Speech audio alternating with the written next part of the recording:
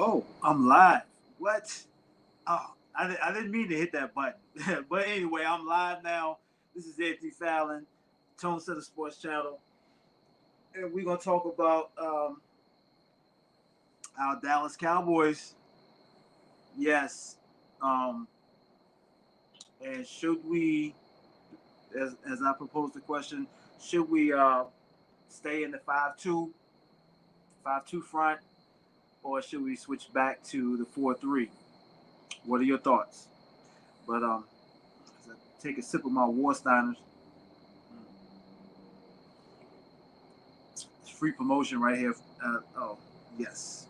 This is some very good beer. I ain't gonna lie.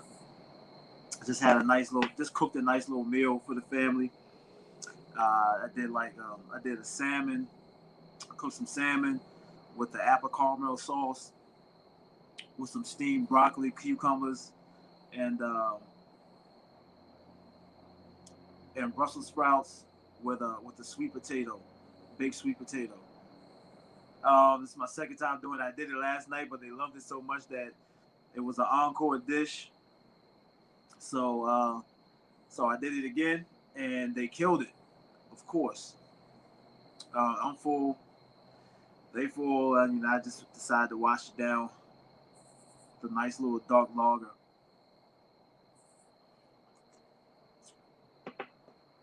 But we're gonna talk about week 5 as well. Now, a reason why I'm bringing this up because I've been listening to some of the more prominent um, Cowboys news media outlets and stuff like that. Um, it makes sense. It makes sense to move back to the 4-3 because that's what most of our defensive line is accustomed to. When we talk about Everson Griffin, we talk about D Law. You know, Poe can plug in either or, but that's what Tristan Hill uh, played as well in his college days.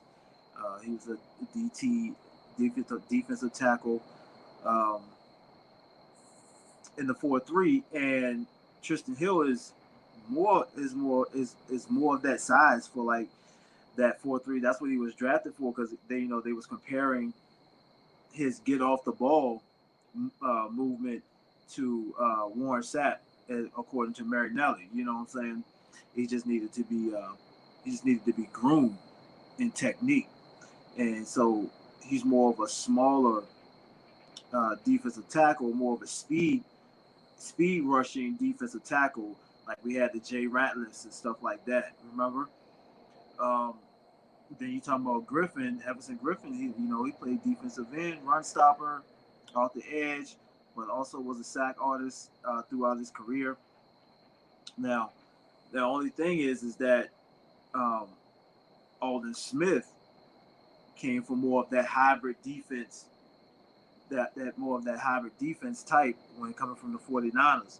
Because you remember what they ran, and he played more of the 3-4 uh, type defensive style where he was like an outside linebacker coming rushing off the edge.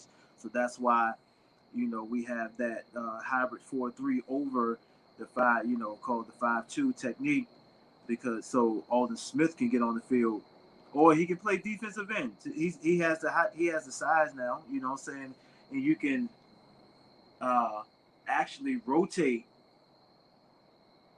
You can actually rotate. You know, Griffin, D Law, Alden, and and another one of our other defensive ends that we have. I don't know. I thought that somebody correct me if I'm wrong, but I thought one of our defensive ends, he was pushed onto the practice squad, and the Colts picked him up.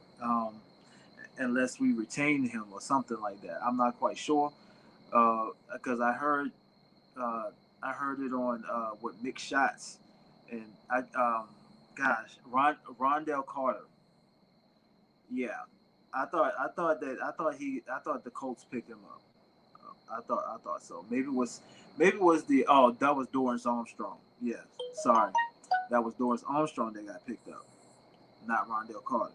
Okay, so hopefully I need to check up on him and see what Dorrance has been doing. You know, he's because I think he's on the active rosters if I'm not mistaken. But let's get back to the topic. Okay, so you can kind of these guys can be refreshed, can stay fresh with a 4-3 rotation because now you have these so-called high caliber defensive ends. You got guys that can plug in at defensive tackle. When you're talking about Tristan Hill, when you're talking about Tyrone, Tyrone. I think Tyrone could be a defensive. Excuse me, can be a defensive end in the 3-4. You know, but we don't have that hog in the middle. We don't have that hog in the middle. So I mean, just to keep these guys fresh with a heavy rotation of everyone I mentioned, then we talking about bringing on, we also got Bradley Anae, he can actually get some snaps, but that's just for the defensive front. Okay, now where we're hurting is linebacker, and I believe that's why we're running the 5-2 because you can't put Aldon Smith at linebacker as strong side because he's not going to be good in coverage. He never played that. He was always like in a going upfield sack artist type linebacker when he played for San Francisco. Now we did have Francis Bernard, right? We kept him. I think we did, but he's a little bit slower. He's a bigger linebacker. Maybe you could put him in the middle, but Joe Thomas got that for right now. So that's why we're running the 5-2 because we got Jalen Smith and Joe Thomas, and the guys got the extra linebacker / defensive end has to, control the end on that side. So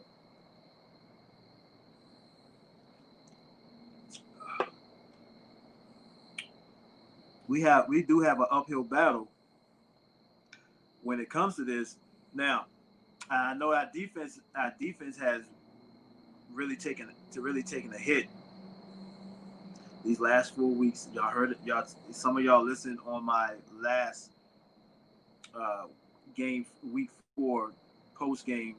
Not really post, but it was like Monday or something like that. Tuesday. Well, yeah, it was Sunday, something like that. Sunday or Monday, one of those days, I went live. So yeah, but when we're not getting defensive pressure, we only got one man that's really pressuring the quarterback more consistently than the rest of them is Aldon Smith. And we're talking about our defensive tackles are not opening up the gaps for the linebackers to shoot the gap. Disaster. We hearing this from all those who are properly given an analysis, a true breakdown, and not trying to, show clips to support their argument.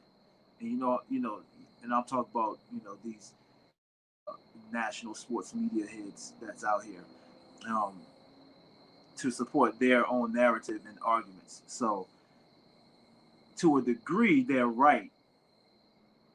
To a degree, but in the macro sense, they're absolutely wrong. Because they're only nitpicking, certain parts of the games, just to prove a point, and then try to back it up with statistics, with all these analytics and stuff. And we know that the game goes far beyond analytics. We talk when you're adding in the human element, instincts and stuff like that. and that these guys are in a new defensive scheme, and things is going to take time to. It seems like it's just going to take time for them to pick this up. Now, for benefit of the doubt, yes, we suck. We don't know if it's going to change because can nobody predict the future unless these games are truly rigged in the regular season as well. Is that we have 8 new players on the defensive side of the ball, and we have 8 starters on the defensive side of the ball that are out. We're talking about Cheeto Bay. We're talking about Anthony Brown. We're supposed to be getting him back. We're talking about Van Der Esch. We're talking about um,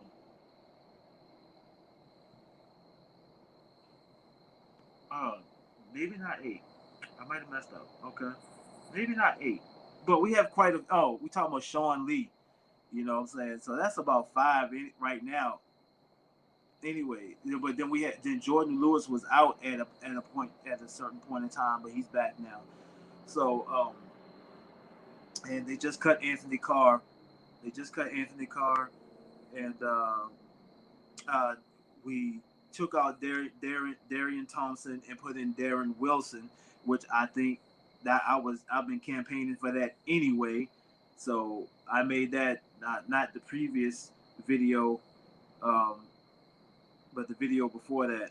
I came on and I just had to speak on the Cowboys because that was my first video that I haven't done in a while. So yes, um, we get some of these starters back. Some of these guys with some experience, you know, that maybe that'll help slow down this passing game that these teams has been this play action and or just pure pass these passing coverages. Maybe that'll help a little bit, because we still need pressure coming from up front, from the front seven. In the run game, that's just a whole different animal that's going to take gap integrity, discipline, and a lot of film study on what these teams are possibly going to do. You know, I've been saying that that these guys looking like they're not putting in that extra homework. That's just I'm gonna stick to that. So, and matter of fact, it seemed like I'm about right because when I listen to some of those that have played on that level, that are now analysts, and that those that are pro cowboy, but speak clear, but speak plain, and what they see is what they see.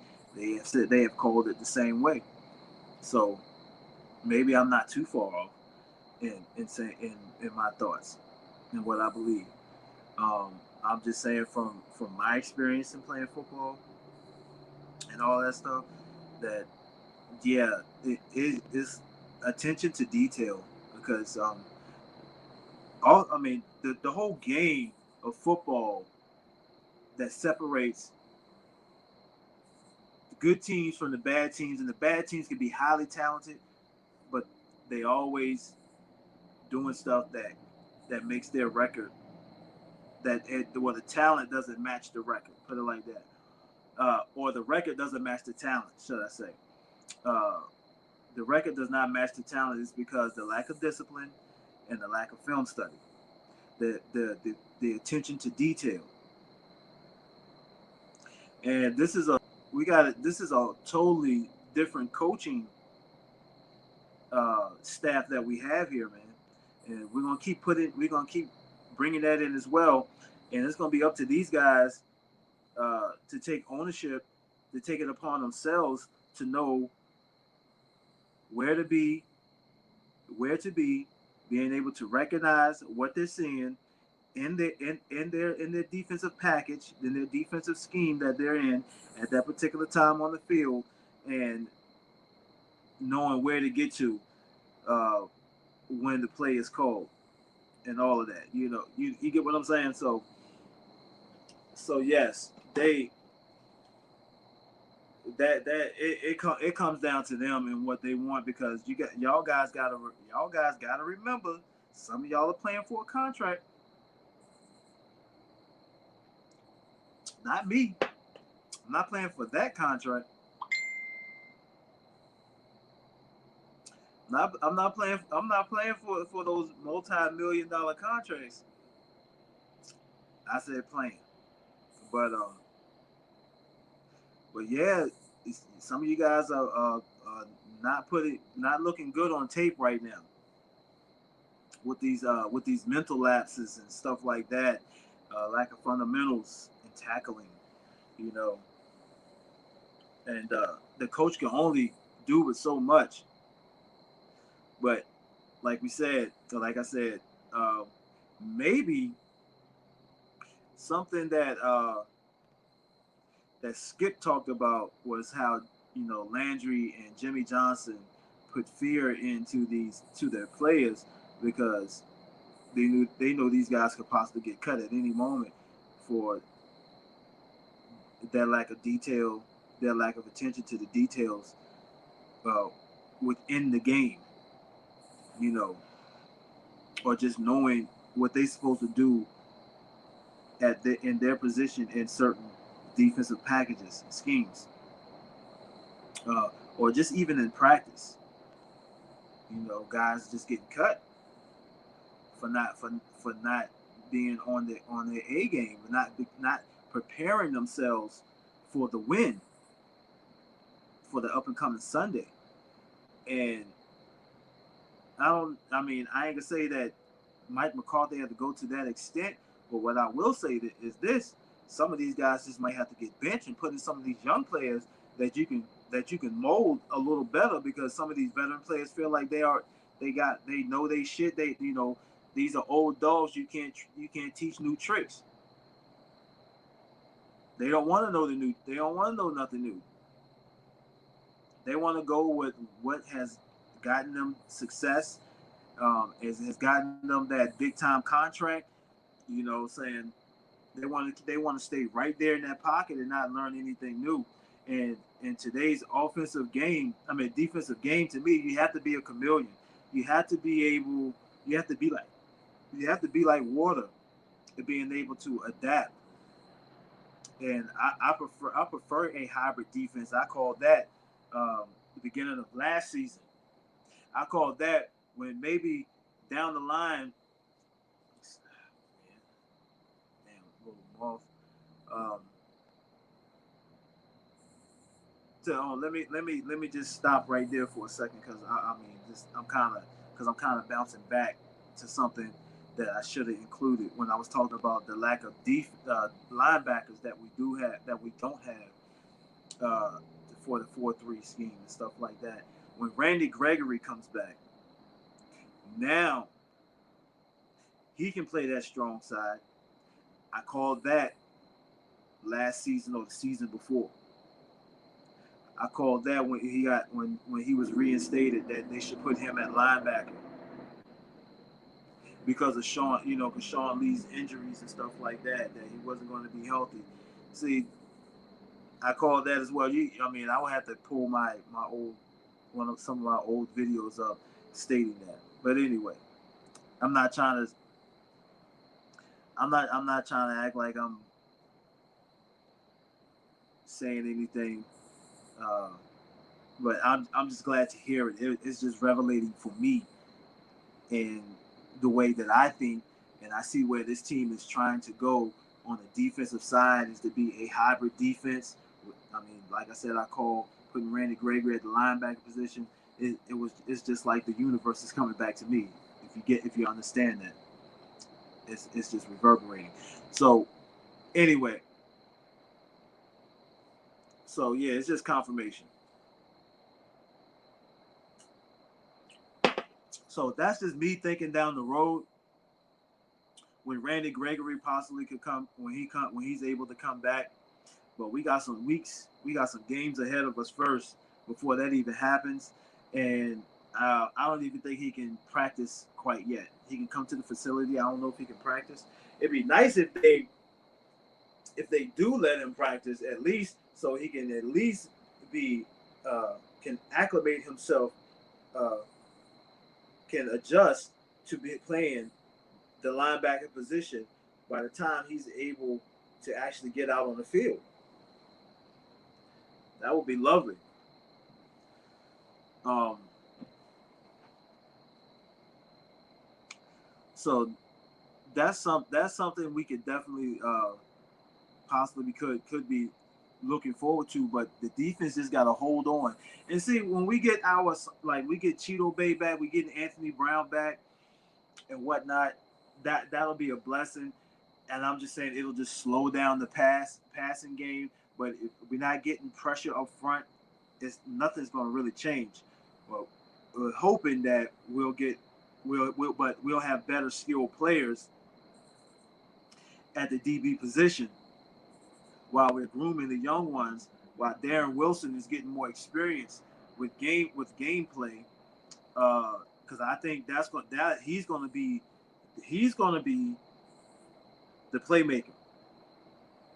He's going to be the ball hawk. I just need you to study Darren Wilson. I just need you to be on top of your game so you won't lose your position. I need you to study. I need you to study more than everybody else. That's what I need you to do, because you got playmaking ability within you. You don't have to force it. Just play within the scheme, play within your game, and just make the right reads and that'll put that where you can put yourself or other teammates in position. So yes. But that's all we need our defense to do, to be honest with you. We just need our defense to just make some stops. Just get some pressure, just make a little bit more a couple extra stops per game. It don't have to be elite defense level top 10. It could be right there in the middle of the pack. Because right now we're next to last. We're at the very bottom. And points given up and yardage per game. You know what I'm saying? Air yardage. Now rushing too. Because if we just have a solid game coming forward in this next game against the New York Giants, playing against our old head coach, Jason Garrett. He's the OC for the Giants. They're not doing so well, although they stayed in the game. They gave it was a tough outing for them against the Rams, and I'm pretty sure they're looking at us like they can possibly win this game if they can get this running game going. And then if they can get the running game going, then they can get the play action going. And if they get the play action going, they can take some of their newly to average wide receivers, to get open. Danny Dimes could run the ball a little bit. But if he have enough time with no pass rush, he will find the open man. They got Evan Ingram, so they can do some damage. The game is not a given. Although some of us may feel like it should be. But with the way that our defense play, it's no guarantee. Because all we're doing is going back to volleying who can score the most points. This is not the NBA. This is not the NBA where you can just run up and down the court like you playing some street ball, and every team, nobody plays defense. It's just seeing who can score the most threes and shit. So we do have to be on our A game, and we should be on our A game. We should be showing so we can see some improvement to where we can make enough stops to put this team away and get ready for week 6 and whoever we got week 6, because we got Mahomes, we got Aaron Rodgers, we got Lamar Jackson.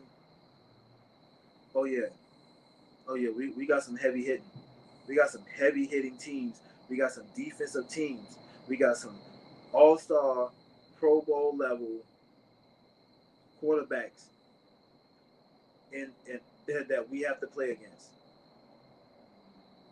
So we had to like slowly make these improvements while we play in the NFC East, and these teams are not. It's not going to be easy either. It's not going. It's never easy. Never. We seen it. If we can do that to Atlanta, Giants can do that to us. If we can do that in Atlanta, Washington can do that to us. If we can do that in Atlanta, the Eagles can do that to us. We've seen it way too many times before. No, this is not the Garrett era. We know that, but somehow this team, like Garrett is still there because the team still start off slow. They still don't come prepared the first half. Okay, so anything's a given on any Sunday because they are playing against professional players. They are playing against guys that's looking for contracts just as much as those guys are working for their contracts as well, or working to keep their starting job. Because maybe that's what kind of message that needs to be sent for those who do not put in the work when it comes to put in the work throughout the week, and then when Sunday comes, it shows on the field. Because you can have a horrible practice and still be prepared to play Sunday. You can have, because practice is to get out all the kinks. But as long as you have it up here from the studying, and you see it, and you see something, you see this materializing right in front of your face live on Sunday, you could be like, okay, because you suck throughout practice all week that you remember what this team might run. You know what I'm saying? Against this, practicing against the practice squad or whatnot. You know what I'm saying? You like, okay, this looks familiar, and you will be ahead of the game. I've done it before. I've had some lousy practices. I'm not gonna. I practiced like some shit. Couldn't catch a ball. Nothing. But when game day came, I was that dude. I was that dude. Whether if it was football or basketball or baseball, it doesn't matter. But it's what the effort you're giving while practicing, even though you might not be showing production, but your effort you're giving allows you to go out there and be prepared. Your studying, your play recognition, all of that allows you to still be on your game when Sunday comes. That's all I really have to say is that we just got to go out there and handle our business. I'm not giving up on the team. Like I said, we're either something's brewing because this offense can hang with the best of them. It can hang with the rest. We already seen it. We seen it already. We seen it against Seattle. We was right there. We seen it with Seattle. So everybody's saying, that was our true measuring stick early in the season. We was right there. But that defense, as the whole collective, the team on the defensive side, if y'all could just handle y'all business, I'm not asking y'all to be the number one defense. I'm not even asking y'all to be top 10.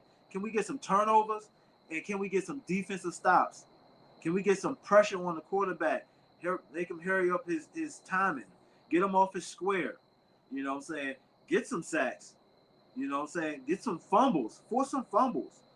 Stuff the damn run. It's possible. We just need y'all to just bring it up some. Y'all could be in the top, like between 25 and 15. I would really say 20 to 15. To be honest, 20 to 15 in defensive yardage and points given up, if y'all can, if points given, if y'all can stay right there, just to give our offense some time to get into into the groove. You know, every fucking drive is not going to be a score. It's just going to be like that sometimes. Once we don't ran our down, it's just going back to recycle plays. That you know what I'm saying? And then we can go back to the script if the script is working.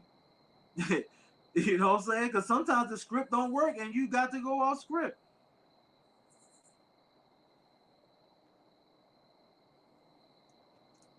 But that's all. That's all I have for you guys.